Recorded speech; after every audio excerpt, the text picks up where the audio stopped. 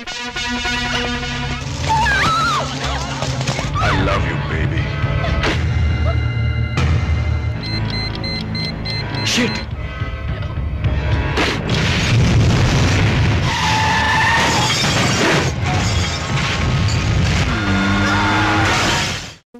Halo teman film pecinta India lawas dimanapun kalian berada, selamat datang kembali di channel ini ya. Channelnya orang yang suka nonton film India lawas dan mau bernostalgia boleh gabung di sini tempatnya. Film lawas berikutnya yang akan Mimin bahas yaitu film yang berjudul Prithvi.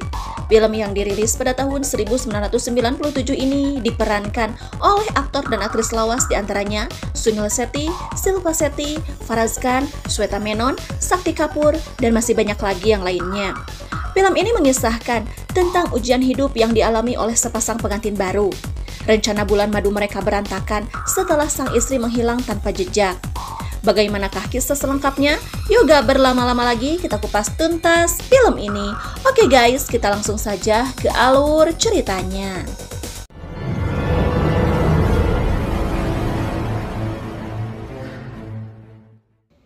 Di awal film, kita diperlihatkan oleh kegiatan syuting film dengan Neha sebagai peran utamanya. Namun Neha melakukan akting di luar skrip yang membuat sutradaranya marah. Neha merasa keberatan dengan adegan yang merobek pakaiannya. Namun sutradara menjelaskan jika itu adalah adegan pemerkosaan. Neha tetap tak setuju dan memilih untuk mengundurkan diri. Manajer Neha yaitu Tuan Fora Kukulutus. Dia kecewa karena Neha mengambil keputusan sendiri tanpa persetujuannya. Fora memutuskan kerjasama dengan Neha dan memilih untuk mencari aktris lain yang bisa diandalkan. Tak lama kemudian, datang ibu kos yang menagih uang sewa kepada Neha. Bak seperti pepatah, sudah jatuh tertimpa tangga pula. Kini Neha pengangguran dan tak mempunyai uang. Neha pun meminta waktu kepada ibu kos dan berjanji akan membayar uang sewa secepatnya. Tuan Fora pun merasa iba. Dia memberikan kartu nama temannya, berharap ada job yang cocok untuk Neha. Yes, fine. Neha lalu mendatangi Prithvi, seorang fotografer profesional. Neha mencoba keberuntungannya di dunia model. Asisten Prithvi yaitu Dabu memberitahukan jika dia harus berganti kostum. Namun lagi-lagi Neha menolak tawaran itu hanya karena pakaian yang ia kenakan. Boss? Neha tak sudi jika tubuhnya dipamerkan secara umum di sebuah majalah. Prithvi pun tak mempersalahkan itu dan menyuruh Neha untuk pergi dari sana. Tak putus asa, Neha pun tetap berusaha mencari pekerjaan yang cocok untuknya. Kemudian, dia mengambil job menjadi koreografi. Namun karena terlalu bersemangat, dia bertingkah seolah-olah dirinya adalah seorang penyanyi. Sutradara berusaha memberikan pengertian kepada Neha jika tugasnya hanyalah menari, sehingga Neha lagi-lagi gagal mendapatkan pekerjaannya. Neha kembali pulang, namun pemilik kos mengusirnya. Dia tak diizinkan lagi tinggal di sana karena sudah ada orang yang akan mengisi rumah itu. Neha putus asa dan dia pergi tanpa tahu harus kemana. Guludug menyambar dan hujan pun turun. Saat Neha berdiri di halte bus, tiba-tiba Satpol PP datang dan menangkapnya bersama beberapa wanita penghibur yang mangkal di sana. Neha berusaha meyakinkan polisi jika dia adalah wanita baik-baik. Namun polisi tak mempercayainya dan meminta penjamin untuk menjemputnya. Neha tak punya siapa-siapa, namun dia teringat masih menyimpan kartu nama Prithvi dan memintanya untuk datang menjadi penjamin dirinya. Namaste, sir. Mera naam Prithvi hai. Awalnya Prithvi merasa kesal kepada Neha, namun dia paham jika Neha hanya sebatang kara dan dia pun memilih untuk membantunya. Prithvi membawa Neha pulang dan mengizinkannya untuk beristirahat sejenak. Saat mengantarkan makan malam, Prithvi menyadari jika Neha sangat cantik ketika dia tidur. Keesokan harinya, Dabu protes kepada Prithvi karena merasa tersaingi oleh Neha. Merasa tak enak, Neha pun memilih pergi dari sana. Neha menjelaskan jika dia akan mencari pekerjaan dan tempat tinggal. Namun Prithvi malah memberikan sejumlah uang kepada Neha. Uang itu diberikan sebagai uang muka karena Neha telah bergabung di timnya. Ternyata, foto Neha menarik perhatian sebuah perusahaan. Neha ditawarkan menjadi model sebuah produk deterjen dan Neha pun setuju untuk bekerja sama dengan Prithvi. Keesokan harinya, Neha mulai pemotretan. Dabu mencurigai Prithvi yang menaruh hati kepada Neha. Bahkan saat Neha dirangkul lawan fotonya, Prithvi terlihat cemburu. अबे दूर हट। नेहा का light cover कर रहा तू। Malam harinya, Dabu memberikan trik agar Pripti bisa lebih dekat dengan Neha. Dabu menyarankan agar Pripti mendatangi Neha dan mengajaknya makan malam. Namun saat itu Neha menolaknya dengan alasan jika dia baru saja makan. Keesokan harinya, Neha mengajak Pripti dan teman-temannya untuk bermain kriket. Tanpa disadari, ada seorang pria bule, kita sebut saja dia John, yang terus memperhatikan Neha. Saat mereka sedang asik bermain, tiba-tiba John membawa temannya dan menunjukkan sosok Neha. Temannya itu terus memotret Neha dari kejauhan. Foto-foto Neha diserahkan kepada seorang pria yang diketahui bernama VK.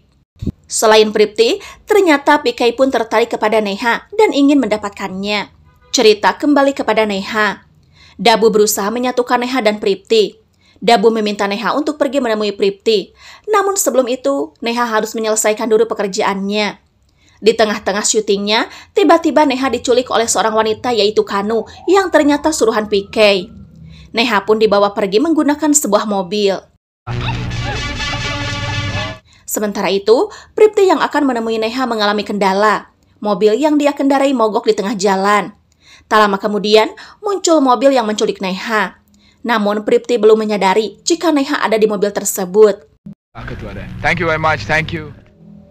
Setelah meminta bantuan, Neha pun berteriak dan Pripti berusaha menyelamatkan Neha.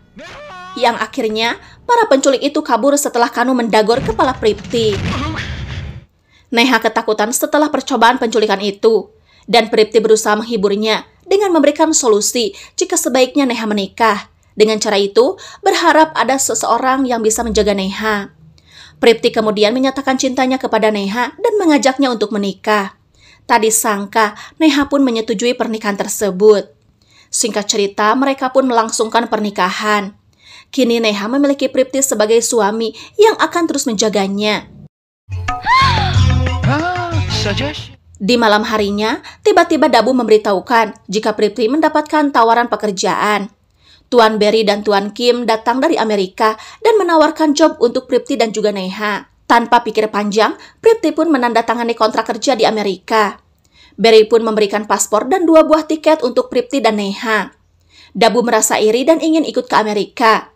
Dabu mengatakan jika dia ingin bertemu dengan semua saudaranya di Amerika. Ternyata, Dabu memiliki 6 saudara kembar yang tersebar di Amerika. Namun Pripti tak mengizinkan Dabu untuk ikut bersamanya. See you in America soon. Sure, All thank the you. best. Ketika itu Neha berkata jika sebenarnya dia tak ingin bekerja setelah menjadi seorang istri. Namun tawaran kerja di Amerika tak akan datang 2 kali. Maka dari itu, Neha setuju untuk bekerja sambil berbulan madu. Singkat cerita, mereka tiba di Amerika dan disambut oleh pelayan hotel yang ternyata saudara pertama Dabu yang bernama Belly. I am Billy, the bellboy America. Saat itu Belly pun mengakui jika dia memiliki saudara yang bernama Dabu. Pengantin baru itu terlihat sangat romantis. Mereka berjanji satu sama lain untuk selalu bersama selamanya. Tiba-tiba, salah satu pelayan hotel membuat kesalahan dengan menumpahkan minuman di sari Neha. Neha pun berinisiatif untuk pergi ke toilet. Pripti meyakinkan Neha untuk mengantarnya, namun Neha menolak dengan alasan jika dia akan segera kembali. Saat di kamar mandi, tiba-tiba Kanu muncul dan mendagorkan kepala Neha ke cermin. Seketika Neha pingsan dan Kanu membawanya. Di sisi lain, Pripti tak tenang karena Neha tak kunjung datang. Pripti pun mencari Neha di kamar mandi, namun tak ada siapapun di sana. Di sana dia melihat cermin pecah dan ada bercak darah yang membuat Pripti panik dan dia terus mencari keberadaan Neha. Dia kembali ke kamar hotel berharap Neha ada di sana, namun lagi-lagi dia kehilangan Neha. Pripti melaporkan kehilangan Neha kepada kepolisian dengan bukti cermin pecah dan bercak darah. Saat Pripti dan polisi ke kamar mandi, tiba-tiba cermin di sana kembali utuh, sehingga mereka berpikir jika Pripti berbohong. Pripti pun mencari Neha keluar hotel. Di sana dia bertemu berandalan yang memiliki informasi mengenai Neha. Berandalan itu berkata jika Neha dibawa pergi oleh 4 orang menggunakan mobil. No, I don't know where the took her. Shit, thanks. Ternyata, tawaran ke Amerika merupakan rencana VK. Dia menjebak Pripti datang ke sana agar dapat menculik Neha. Saat di kafe, VK menyuruh pelayan untuk menumpahkan minuman ke sari Neha, sehingga memancing Neha untuk ke kamar mandi. Tak hanya itu, pelayan hotel membantu PK untuk menyingkirkan semua barang milik Neha, termasuk foto-fotonya. Sehingga polisi pun tak dapat membantu Pripti karena minimnya barang bukti serta tak ada foto Neha. Tiba-tiba, PK menghubungi Pripti dan memberitahukan jika Neha ada bersamanya. PK menjelaskan jika dia akan menjaga Neha dan akan mengembalikannya setelah rencana PK berhasil. Pripti menaik pitam dan berjanji akan membalaskan kekesalannya kepada PK. You bastard! Pripti kembali ke kantor polisi untuk mengadukan jika penculik Neha telah menghubunginya. Namun kepolisian setempat tetap tidak bisa mencari Neha jika tak ada fotonya. Salah satu polisi kebangsaan India memberikan solusi jika Pripti bisa mencari foto Neha di India. Pripti pun teringat file foto di studionya. Dia pun bergegas menghubungi Dabu untuk meminta foto Neha. Namun naas, Dabu memberitahukan jika studio foto miliknya telah hangus terbakar sehingga tak ada file foto yang tersisa. Polisi setempat curiga jika Neha bukan diculik, melainkan kabur meninggalkan Pripti. Don't say that she's been kidnapped. Namun Pripti kekeh dan dia berkata jika dia akan memberikan bukti jika Neha benar-benar diculik. Karena tetap nektreg, Ladusing berpesan kepada Pripti agar menjaga sikapnya karena hukum di Amerika tak sama seperti di India. Saat kembali ke hotel, tiba-tiba Pripti diusir secara tidak hormat. Belly menjelaskan jika kedatangan polisi hari itu dikhawatirkan membawa nilai buruk bagi hotel tersebut.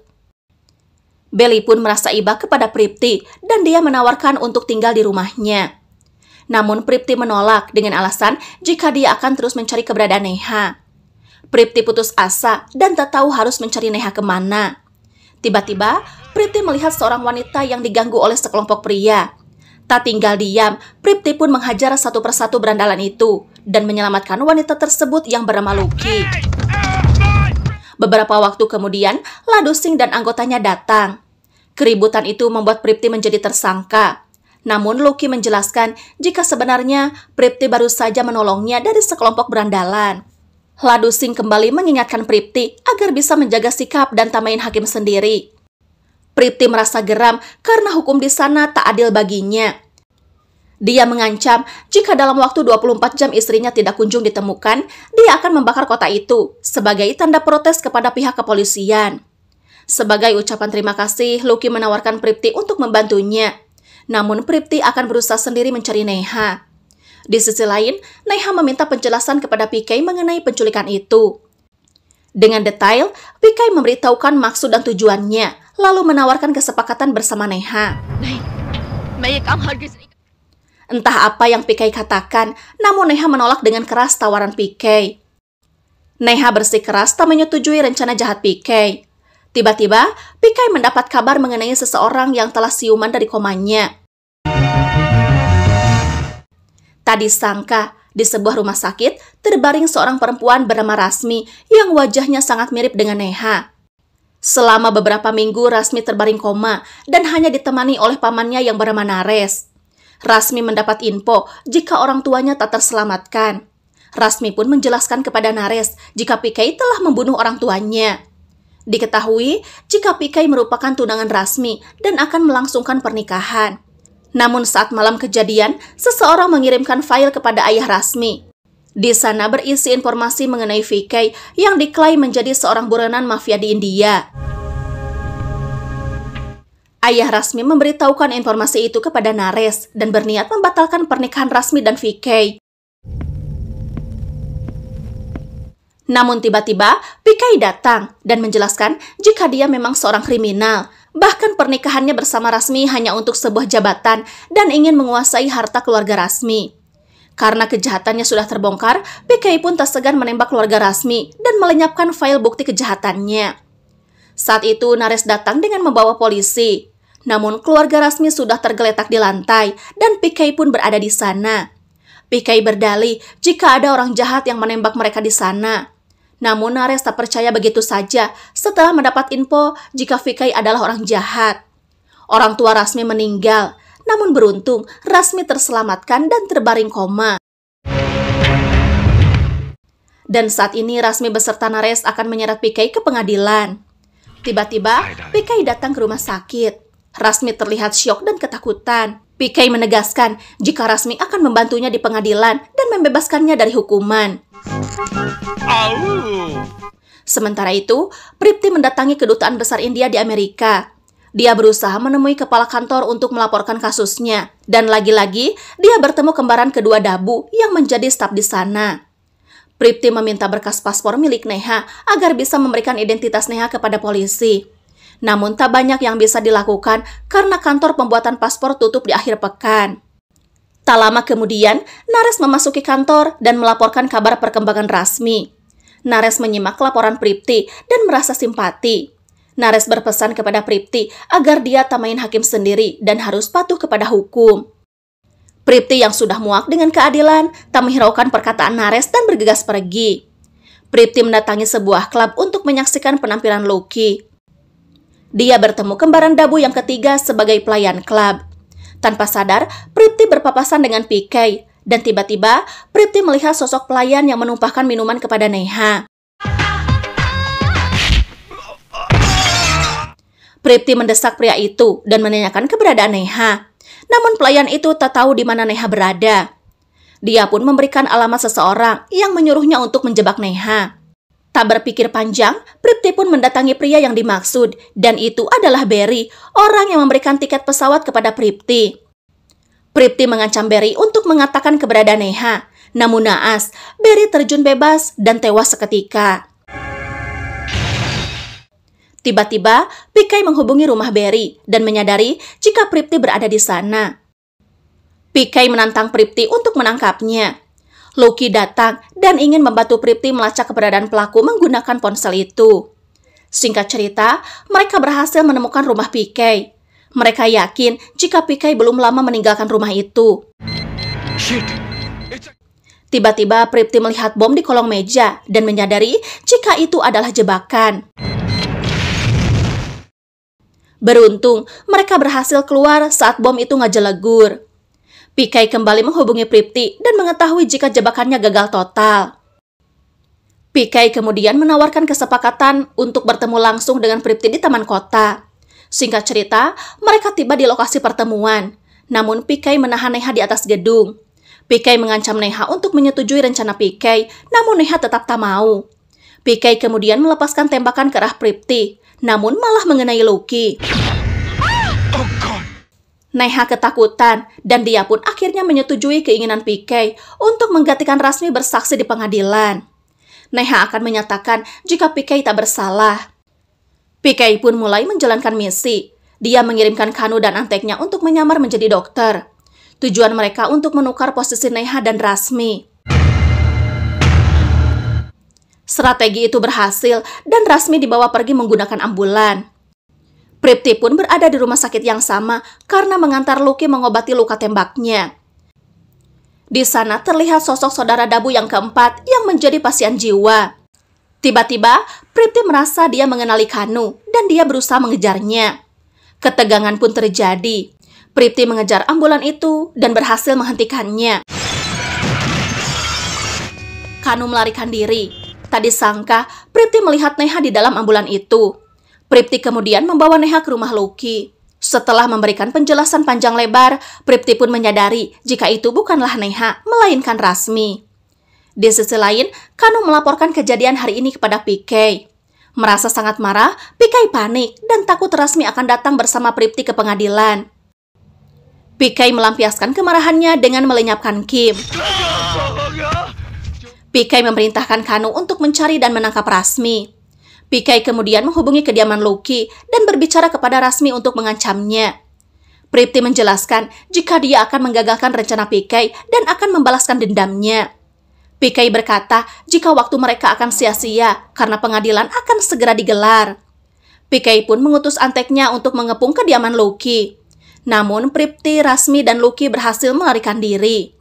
Kejar-kejaran pun terjadi dan adu banteng tak terhindarkan. Korban berjatuhan dan ketegangan semakin terasa. Mereka semakin dekat menuju pengadilan, namun Kanu masih terus mengejarnya.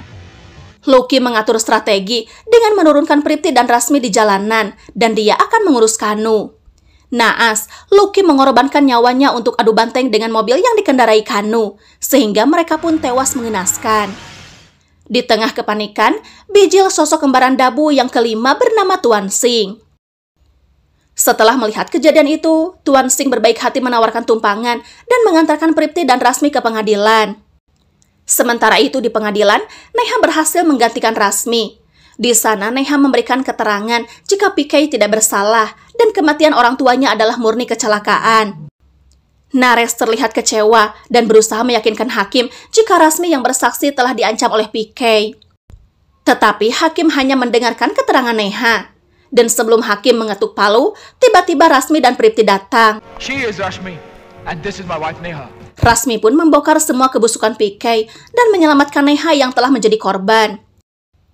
Hingga akhirnya, hakim pun memutuskan jika PK bersalah dan dia mendapatkan hukuman mati. Di luar pengadilan, PK membuat keributan dan dia mengancam Pripti untuk membalaskan dendam.